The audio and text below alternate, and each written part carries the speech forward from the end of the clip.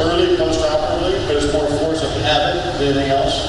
And I'm sort of moving away from vancomycin routinely post-operatively, other than in patients I think who are higher risk for infection, i.e. those with persistent epithelial defects, etc. But I'm not an expert on infectious keratitis. So I really enjoy your talk and Radhika's talk, sort of going by what you guys are doing and also what we're doing. We're a little bit behind time, but I know that we have time since I've requested at the end. So I'm going to go through post-op complications in the 10 minutes that I have. It seems like I'm always talking about complications. In fact, the last session in this room was DSEC, and I talked about complications. So I'm the expert on how to screw things up. I'm going to talk first about retroprosthetic membrane formation. Why? Because this is the most common post-operative complication. Happens in about half of patients. If you look at my series, 50%, international series, about 30%. And if you find a patient with a retroprosthetic membrane, about 2/3 of the time we're doing a YAG membranotomy. But if you take a look at this patient, for example, who's depicted in the image there, you see that is a vascularized, dense membrane. In that case, it's not going to be possible to YAG through that. You're going to have to take that patient to the operating room for a mechanical membranectomy. We published a little while, maybe a couple years ago, on the fact that two identified risk factors for retroprosthetic membrane formation were the performance of other surgeries at the time of keratoplasty implantation and the presence of a retrocorneal membrane on the excised cornea, which makes sense. It comes back, but now we call it a retroprosthetic membrane instead of a retrocorneal membrane. It's possible that the titanium backplate, which is the new design, will decrease the incidence of retroprosthetic membrane formation. That's at least what it's supposed to do. There's debate as to what causes retroprosthetic membranes, whether they're inflammatory in nature or not. If you subscribe to the school of thought that they are inflammatory, then obviously you want to treat these patients with more aggressive topical, possibly peribulbar steroids, if you note a retrocorneal membrane on the excised failed cornea. If it's non-vascularized, again, you can remove it with the YAG laser. If it's vascularized, you're going to probably need to do what you see depicted here. In the last session, I talked about the utility of these micrograsping forceps for doing disseminate stripping and aphakic coronary guys. Here's another use of these little microforceps, which is removing a vascularized membrane. Unfortunately, the companies that make these don't pay me any money, even though I do tout their products. Sterile necrosis. This is the second most common post-op complication in some series. In the international series, it was not as common as it was in my series, but the incidence of sterile necrosis really depends on how many patients with Stevens-Johnson syndrome and mucous membrane pemphigoid you're operating on.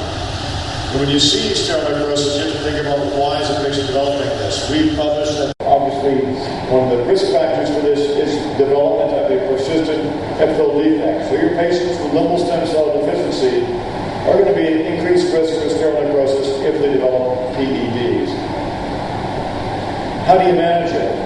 Well, what I tell my fellows is when you see a patient with a keraprosthesis in whom the donor cornea is thinning, you have to think, what is going on? What is the underlying process that's leading to thinning of the cornea? If it's desiccation of the ocular surface, that's probably going to be in the interpalpebral zone. In that case, as we're just discussing, you want to make sure the patient's in a contact lens. Excuse me. And you want to have a very low threshold for doing a lateral and or medial tarsorrhaphy. However, immune-mediated keratolysis is also seen in these patients. Very commonly, it involves the donor cornea at the donor-host junction in an area where you have intense vascularization of the host corneal rim. If you see that, you know that that is probably inflammatory immune-mediated keratolysis. In that case, systemic immunosuppression should be considered, together with topical immunosuppression. Infectious keratitis. I'll show you some pictures in a moment. Typically, infectious keratitis in academic patients presents as an infiltrate underneath in the cornea that's adjacent to the optic, underneath the edge of the anterior plate. Many times these patients will develop thinning of the donor cornea adjacent to the infiltrate. Infiltrates can be hard to see because the entire donor cornea may be opacified. So if you see a concentric epithelial defect in thinning develop adjacent to the optic of the capro, look very carefully at the donor cornea next to the optic net area for an infiltrate. And finally, if you have a persistent epithelial defect, no matter where it is, you're going to manage that with managed contact lenses, lubrication, tarsorrhaphies, etc. If the patient continues to thin, you cannot get that epithelial defect resolved with tarsorrhaphy, etc., you should think about pulling a vascularized tissue to cover the donor cornea. We have done lots of advancements of bulbar conjunctiva and even tarsal conjunctiva over a persistent epithelial defect with resolution of the associated sterile corneal necrosis. Elevated intra blood pressure, difficult to manage glaucoma in these patients because, again, you can't use tactile pressures to measure the IOP. We have a very low threshold for putting in tube shunts. You'd say, well, why? I'd say, well, because I don't know what the IOP is going to be in these patients. It's hard to measure. And I don't worry about the tube touching the endothelium as I would in a PK patient. I don't worry about retrograde entry of white blood cells through the tube and into the anterior chamber, increasing the risk of endothelial rejection in a K-pro patient, because endothelial rejection is not a concern. I don't worry about erosion of the conjoint of the tube shunt, because we have a paper impress showing that not a single tube, not one, placed at the time of the K-pro developed exposure post-operatively. Not one. And we've never had infection related to a tube shunt placed at the time of a keraprosthesis. This is why we have a very low threshold, and I think you should have a low threshold for putting a tube shunt in at the time of keraprosthesis implantation. I'm going to skip through this. How do we measure pressure? Well, it's finger tension. What I will do if the patient has a normal contralateral eye is feel that first with my fingers. I will sit with somatic, my elbows on the table the sling is on. Nothing moves except my fingers. I can concentrate on what my fingers feel. Then I'll go to the eye with the keraprosthesis and I'll say, does this feel about the same as the other eye? If the other eye is ticicle, you can feel your own eye if you want. Then feel their eye. Hopefully your eyes are not ticicle. That's the best way to get a good estimate of the IOP. Transscleral devices like this thing called the diatom, this is crap. Don't buy that. Structural evaluation. When a patient has a keraprosthesis and they don't have a retroprosthetic membrane, you can see the optic nerves. You can follow the optic nerve appearance, as our glaucoma colleagues encourage us often to do. You can also look at nerve fiber layer thickness with OCTs we're doing routinely at our institute. And of course, the patient can take automated visual fields. With the Boston keraprosthesis, the same is true for the RLAP keraprosthesis. The patients have a 90-degree field of vision in the horizontal meridian. So they can very easily sit for a 30-degree automated visual field. Infectious keratitis has already been covered. This is something that we're seeing in about 13% of our patients. This paper that was just referenced just appeared in ophthalmology, I think 2 months ago. What I want to show you is what it looks like, because many of you, if you don't do keraprostheses, you're here either to get out of the heat or you're here because you want to learn about it. You're going to be watching these patients post-operatively. What you're looking for is something like this. An infiltrate underneath the edge of the anterior plate. You can imagine if that donor cornea is more opacified than this, the contrast between the infected tissue and the non-infected tissue is decreased. It can be hard to pick up. Here's a panel from the publication.